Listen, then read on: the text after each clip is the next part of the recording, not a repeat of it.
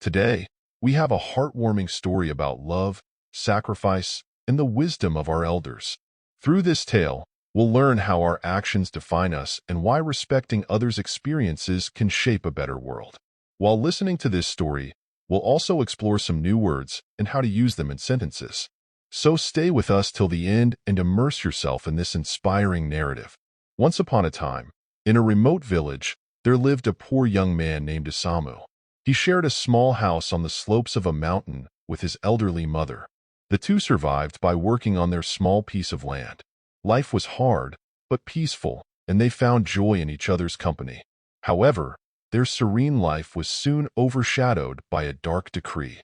The emperor of the land, a cruel and unkind ruler, announced that all elderly people in his kingdom would be sentenced to death. He believed the elderly contributed nothing to society and were merely a burden. This news spread fear and sorrow across the land. No one dared to speak against the emperor's orders. Isamu was devastated. His mother was his world, his guiding light, who had supported him through thick and thin. Torn between love for his mother and the emperor's brutal edict, Isamu faced an impossible choice. But his heart made the decision for him. He could not betray his mother, no matter the consequences. Her life meant more to him than his allegiance to a merciless emperor. The next morning, before the emperor's soldiers could arrive, Isamu decided to take his mother into the mountains. He remembered a long-abandoned hut he had once seen during his travels. Though it was far from ideal, it was better than letting her fall into the emperor's hands. Carrying his frail mother on his back, Isamu climbed the steep and rugged mountain path. The journey was exhausting, but Isamu was determined to protect her. Unknown to him, his mother was quietly breaking off small tree branches and dropping them along the way. She feared her son might lose his way back home. When they finally reached the hut at dusk, Isamu prepared a resting place for his mother with leaves and made her as comfortable as possible. As he bid her goodbye, tears welled in her eyes. In a trembling voice, she said, "Follow the branches I left behind to find your way back safely." Isamu turned around, and his gaze fell on his mother's hands, scratched and bruised from breaking the branches. Despite her own suffering, her love for him had never wavered. Overwhelmed, he broke down in tears. Leaving her was the hardest thing he had ever done, but it was their only chance for survival.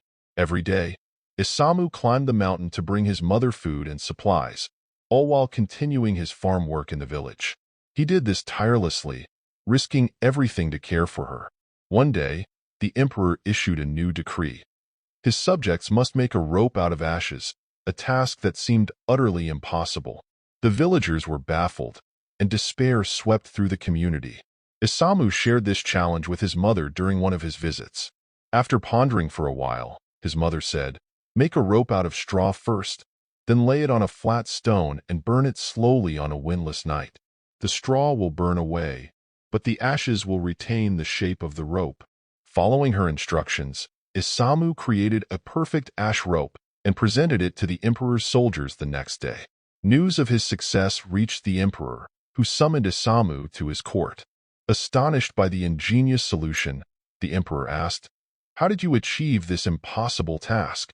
Caught in the moment, Isamu confessed the truth. He revealed that his elderly mother had provided the wisdom to complete the task and that he had hidden her away despite the emperor's orders. Expecting punishment, Isamu bowed his head, waiting for the emperor's judgment. But instead of anger, the emperor was moved. "Isamu, your love for your mother surpasses even your fear of me. I once thought the elderly were a burden, but today I see how much we can learn from their wisdom. Those who care for their parents are the true treasures of my kingdom." With newfound insight, the emperor abolished his cruel decrees and pledged to govern with compassion and respect for all. He introduced policies to honor and support the elderly, recognizing their invaluable contributions to society. Today, we learn new words and sentences through this story. Remember, learning English can be fun when you practice regularly. So keep listening, learning, and growing. Make sure to like, comment, and share how this story inspired you. Thank you for watching, and I'll see you in the next story, where we'll continue learning together.